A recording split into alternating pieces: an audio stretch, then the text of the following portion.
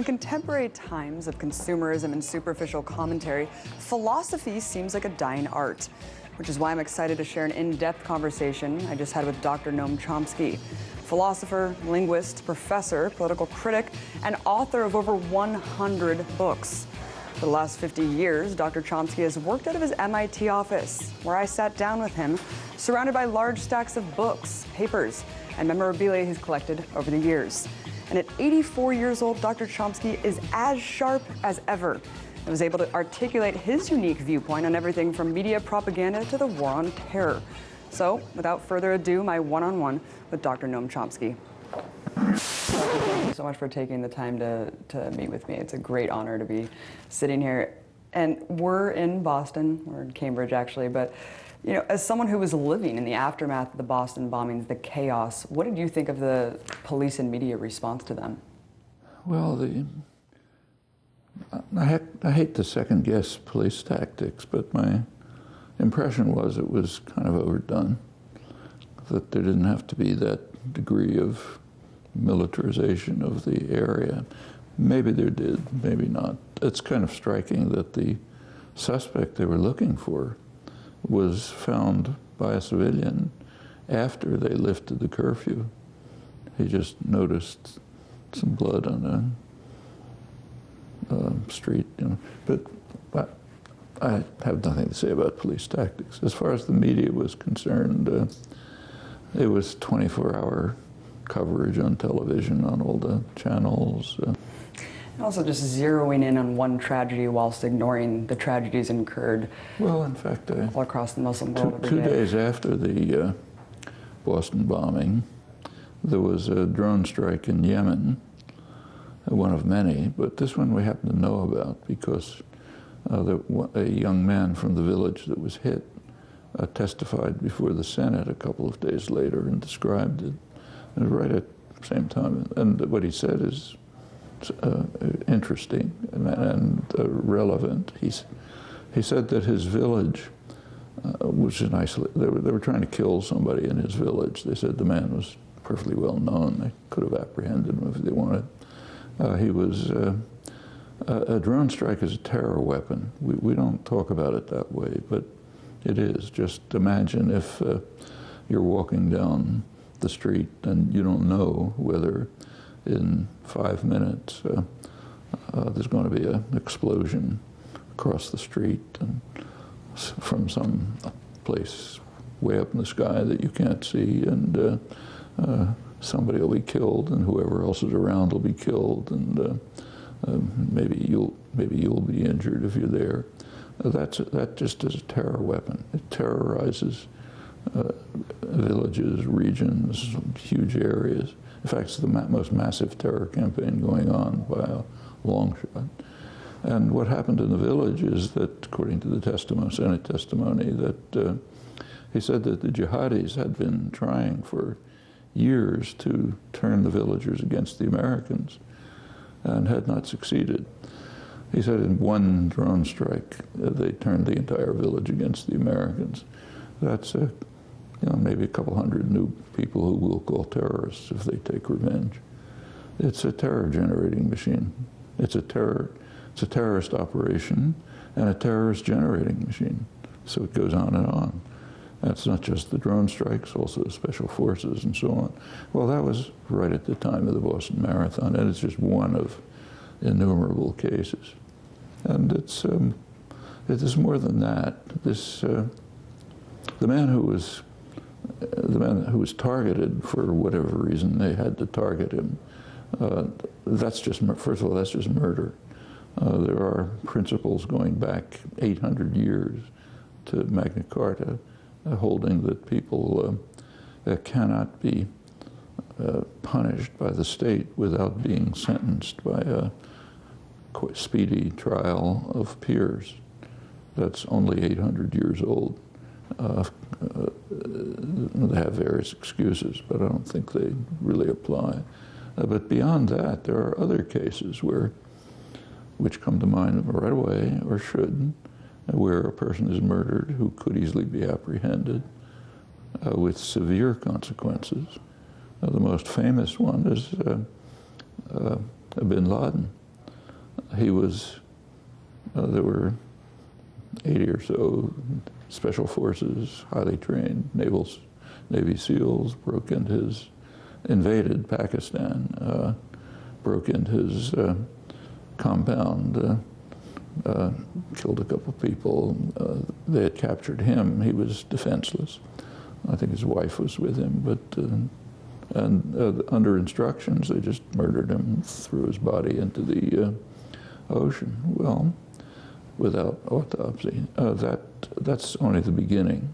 The apprehension of bin Laden and the assassination and dumping his body in the ocean, and of course the narrative completely fell apart. And also you've said that, you know, in the aftermath of 9/11, when the Taliban said, we will give you bin Laden if you present us with evidence, which we didn't do. We didn't.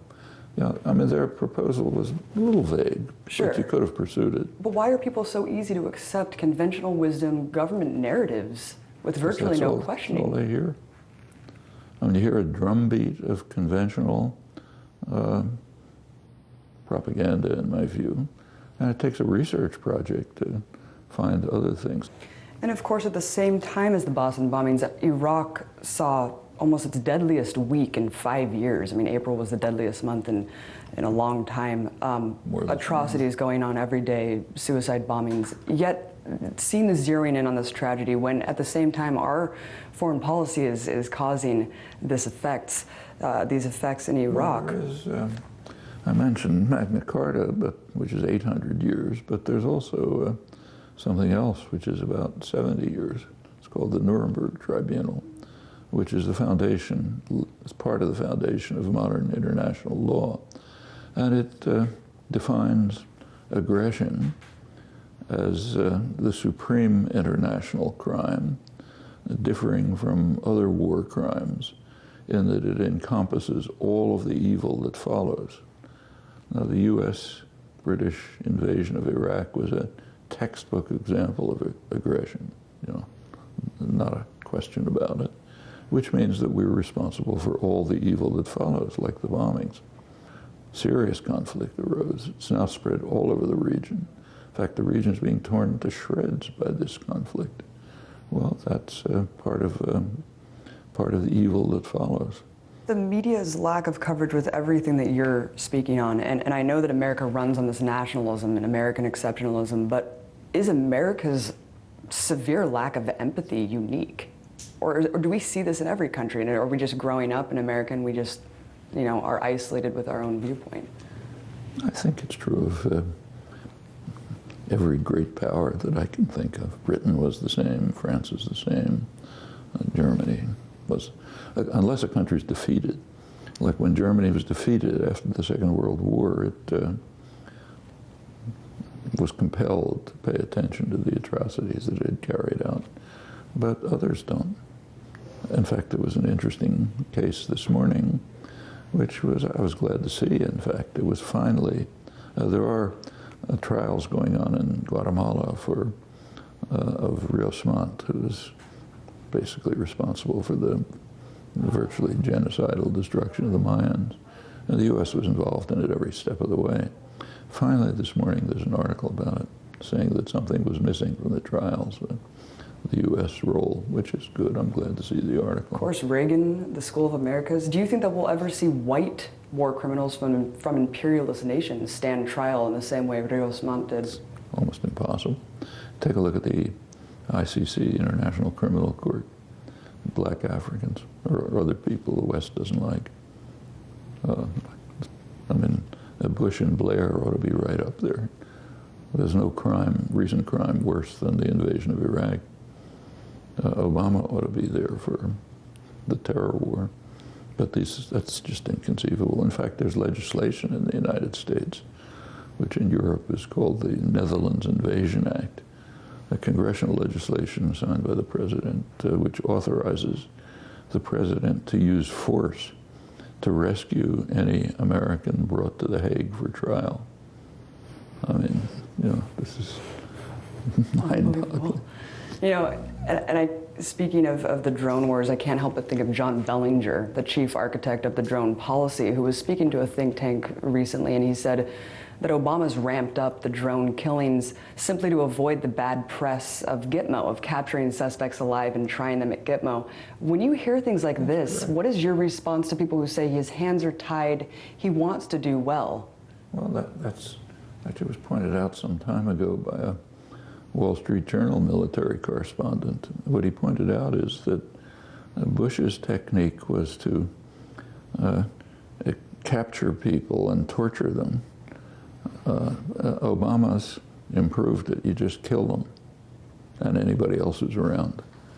It's not that his hands are tied. I mean, that's a much more, it's bad enough to capture them and torture them, but just murder on executive whim. And as I say, it's not just murdering the suspect, it's a terror weapon, terrorizes everyone else. Right. So it's not that anyone's hands are tied, that's what he wants to do. I'd rather be detained indefinitely than be blown up as well as my family and friends around me. Yeah, and that terrorizes everyone else. And there are recent polls which show that of Arab public opinion, the results are kind of interesting. The Arabs don't particularly like Iran, but they don't regard it as a threat. It's ranked very low. They do see threats in Egypt and Iraq and Yemen. The United States is the major threat. Yemen, Israel, slightly above the U.S., but basically the U.S. regarded as a major threat. Well, why is that? Why would Egyptians, Iraqis, and Yemeni regard the United States as the greatest threat they face? Well, it's worth knowing. Stick around, I'll have much more from my interview with Dr. Chomsky after the break. I want you to watch what we're about to do because you've never seen anything like this on television.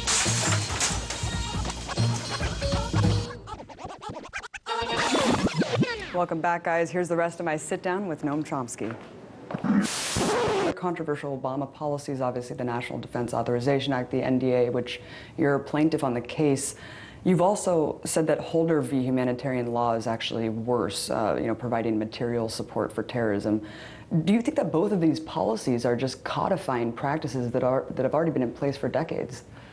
The NDAA is pretty much codifying practices that have been employed. It went a little beyond, and the court case, in fact, is narrow. It's about the part that went beyond authorization to imprison American citizens indefinitely without trial.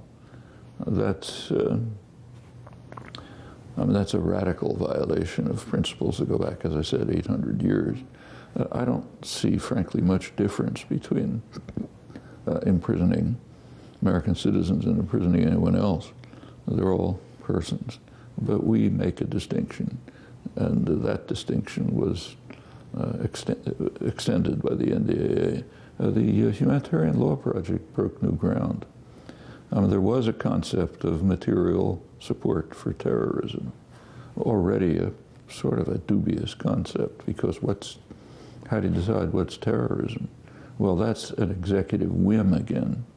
There's a terrorist list created by the executive branch without review, without anyone having any right to contest it. And if you look at that terrorist list, it really tells you something. So, for example, Nelson Mandela was on the terrorist list until 3 or 4 years ago.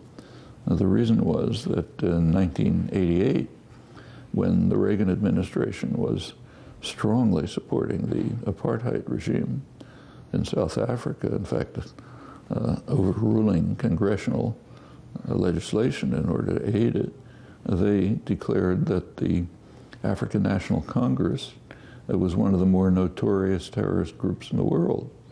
That's Mandela. That's 1988, barely before apartheid finally collapsed. And he was just on the terrorist list until then. Or to take another case, in 1982, when Iraq invaded Iran, the U.S. was supporting Iraq and wanted to aid the Iraqi invasion. So Saddam Hussein was taken off the terrorist list. It's not a terrorist. We've got to give him aid. Right, MEK? Well, it's, you know, it's executive whim to begin with. We shouldn't take it seriously. But there was, putting that aside, material assistance meant, you know, you give them a gun or something like that. Under the Obama administration, it's you give them advice. Well, let's talk about the linguistics and language of the war on terror. What did Obama's rebranding of Bush administration policies do to public consciousness? The policy of murdering people instead of capturing them and torturing them can be presented to the public in a way that makes it look clean. It's presented, and I think most people see it this way, as a kind of a surgical strike which goes after people who are planning to do us harm. And this is a very frightened country, terrified country, has been for a long time. So if anybody's going to do us harm, it's fine for us to kill them. And some of the reactions are, how this is interpreted is quite interesting. For example, there was a case about a year or two ago when a drone attack in Yemen killed a couple of little girls. And there was discussion, but with a well-known liberal columnist, Joe Klein, I think he writes for Time.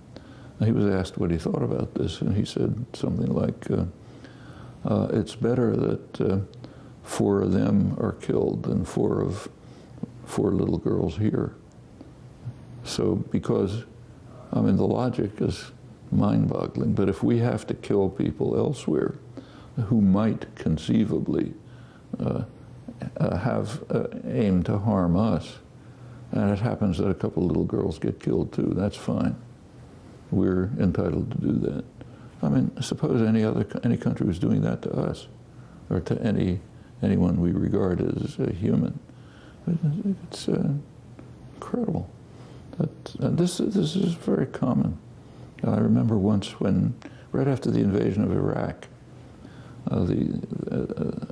Thomas Friedman, New York Times, a Middle East specialist columnist, was interviewed on the Charlie Rose show, you know, the sort of intellectuals show on this guy.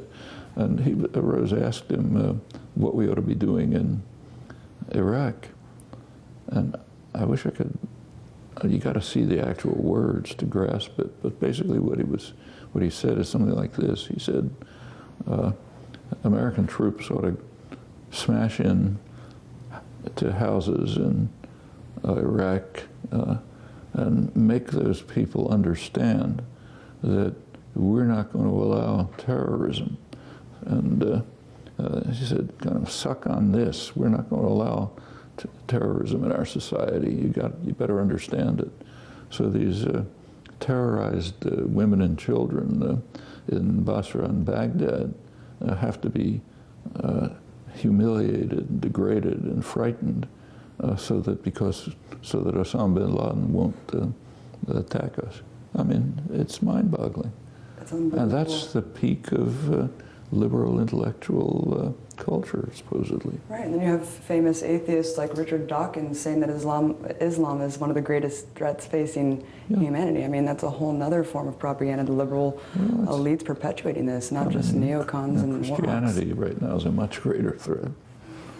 Well, the media, I want to talk to you about that because obviously that's instrumental in manufacturing consent for these policies. I mean, your book, Media Control, was written a decade before 9/11, yet it outlines exactly how sophisticated the propaganda model is. When you wrote that book, did you have any idea how far it would come, and where do you see it in 10 years? I'm afraid it didn't take any foresight, but because it's been going on for a long time. I mean, take the U.S. invasion of South Vietnam. Did you ever see that phrase in the media? I mean, we invaded South Vietnam. John F. Kennedy in 1962 authorized bombing of South Vietnam by the U.S. Air Force, authorized napalm, authorized chemical warfare to destroy crops, started driving peasants into what were called strategic hamlets, basically concentration camps, where they were surrounded by barbed wire to protect them from the guerrillas who the government knew very well they were supporting. What would we call that if someone else did it? But it's now 50 years, over 50 years. I doubt that the phrase invasion of South Vietnam has ever appeared in the press. You can hardly, I think a totalitarian state would barely be able to achieve such conformity. In fact, probably wouldn't be able to. And this is at the critical dissident end. I'm not talking about the ones who said there was a noble cause and we were stabbed in the back, you know, which incidentally Obama now pretty much says. But it's become so sophisticated, and I don't know if it's just because I'm younger and I've seen it, you know, just in the last 10 years and in the post-9/11 world, the media sophistication. And my question is, you know, with the internet and the advancement of technology, do you see a reversal of this trend where more people are just going to be making this form of media and propaganda irrelevant? Or do you see a worsening? I mean, the internet gives options, but options of which is good. It's good to have more options, but the print media gave plenty of options. You could read dissident journals if you wanted to. The internet means you can read them faster. Okay, that's good. But you know, if you think back, the shift from say the invention of the printing press was a much greater step forward than the invention of the internet. That was a huge change. The internet is another change, smaller one, and it has multiple characteristics. So on the one hand, it does give access to a broader range of commentary and information if you know what to look for. You have to know what to look for, however. On the other hand, it also provides a huge mass of material which is, well, to put it politely, off the wall. You know? And how is a person without background, framework, understanding, isolated, alone, sitting in his living room, how are you supposed to decide?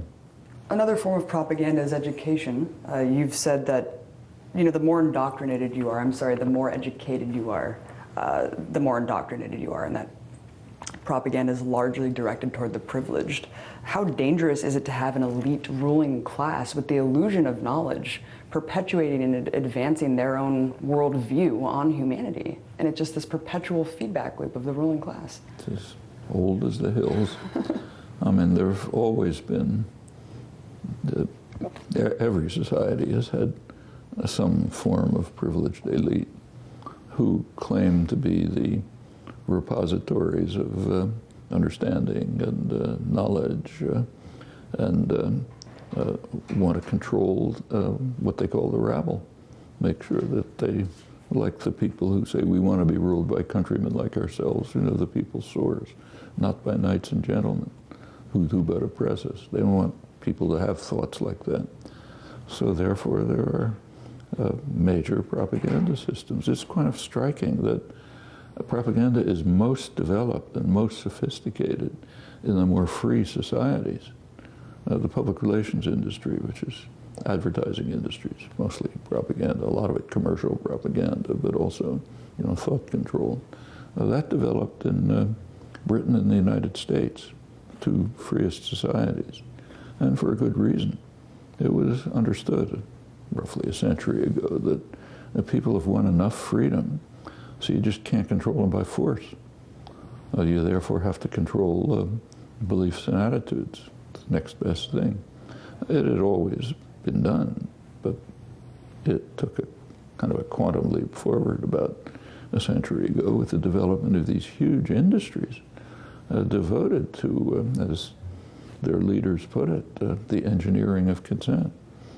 If you read the founding documents of the PR industry by Edward Bernays, he says we have to make sure that the general public are incompetent. They're like children. If you let them run their own affairs, you have all kind of trouble. The world has to be run by the intelligent minority, that's us. And we therefore have to control, we have to regiment people's minds the way an army regiments its soldiers for their own good. just as you don't let a 3-year-old run into the street, you can't let people run their own affairs. And you get these countrymen like ourselves who know the people's sores, you're going to be in real trouble. And that's a standard idea. And it's taken one or another form over the centuries, but and in the United States, it's institutionalized into major industries. None are so hopelessly enslaved than those who believe that they're free. I think that was Goethe who said that. Thank you so much, Dr. Chomsky. Amazing to sit in front of you and take the time to talk to you about all these things. I really appreciate it. Thanks. I appreciate it.